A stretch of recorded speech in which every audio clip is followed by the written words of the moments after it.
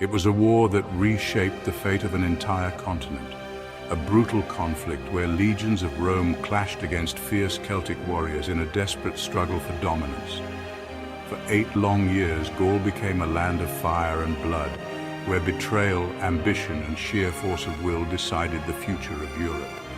But how did one man, Julius Caesar, manage to conquer a land so vast, so fiercely independent? What drove the Gallic tribes to fight, to resist, and ultimately to fall? And was this truly a war for Rome or for Caesar himself? This is the story of the Gallic Wars, a tale of conquest, rebellion, and the ruthless ambition that changed history forever. The Gallic Wars, spanning from 58 to 50 BCE, were a series of military campaigns waged by Julius Caesar against various Gallic tribes, culminating in the Roman conquest of Gaul, which is modern-day France, Belgium, and parts of Switzerland and Germany. These wars played a crucial role in expanding Rome's territory and solidifying Caesar's political and military power. Before the wars, Gaul was a fragmented region consisting of numerous Celtic tribes, each with its own leadership and political structure. Rome had already established alliances with some Gallic tribes, particularly those near the Provence region, which was under Roman control. However, the region was unstable, and conflicts between tribes often spilled over into Roman territories. Caesar, who had just become proconsul or governor of Cisalpine Gaul and Transalpine Gaul, which are northern Italy and southern France, saw an opportunity to expand Roman influence. He also needed military victories to boost his political standing in Rome.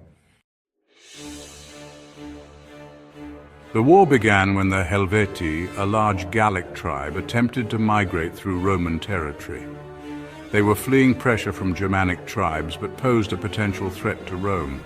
Caesar intercepted them at the Battle of Bibracte, decisively defeating them and forcing the survivors back to their homeland.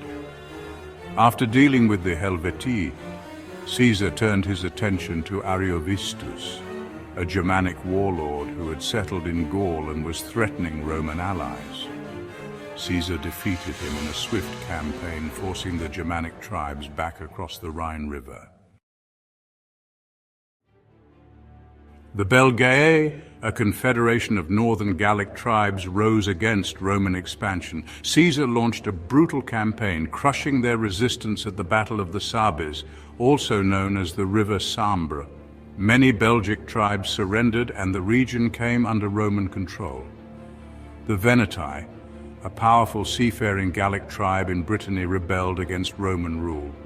Caesar responded with an unprecedented naval campaign.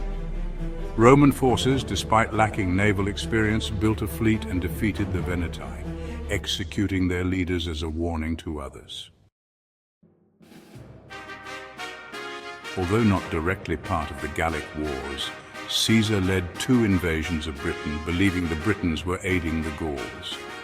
These expeditions were more exploratory than conclusive, but they showcased Rome's military reach. The Eburones, led by Ambiorix, launched a surprise attack on Roman legions in Belgium, wiping out an entire Roman force at the Battle of Atuatuca. Caesar retaliated by systematically destroying rebellious Gallic tribes. The most serious challenge came from Vercingetorix, the chieftain of the Arverni. He united various Gallic tribes in a large-scale rebellion.